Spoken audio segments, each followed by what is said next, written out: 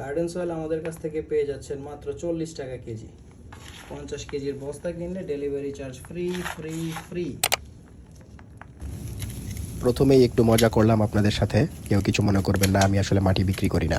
আপনারা যারা শহরে ছাদ বাগানে টবে এবং গ্রো ব্যাগে গাছ লাগান কিন্তু ভালো ফলন পান না, তাদের জন্য আজকের এই ভিডিওটি।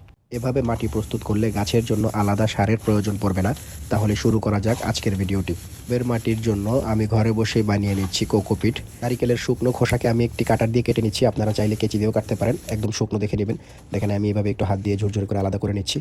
এরপর এখানে মাটি দিয়ে দিচ্ছি, 2 কুন্নি দিলাম বাগানের মাটি, আমাদের এলাকার পাশে এটাকে বলে কুন্নি। তারপর এখানে আমার ঘরের গৃহপালিত মুরগির বিষটা দিয়ে দিলাম, দেখেন টাটকা বিষটা দিলেও কোনো সমস্যা নেই। তারপর এখানে আমরা দিব হচ্ছে 2 কুন্নি ভার্মি কম্পোস্ট, যেটা আপনারা বাজার থেকে খুব সহজে কিনে নিতে পারবেন।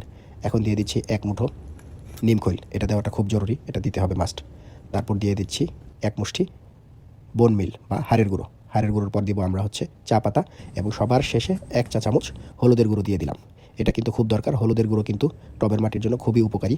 এটা ফাঙ্গিসাইডের মতো কাজ করে, যে কোনো অসুখ বিসুখ গাছের হলুদ সব দিক থেকে উপকারে আসে। মাটিটা মিশিয়ে নিচ্ছি খুব সুন্দর করে, দেখেন খুব জোর জোরে করে মাটিটা মিশিয়ে নিলাম, ভালোভাবে ওলট পালট করে মিশিয়ে নিচ্ছি।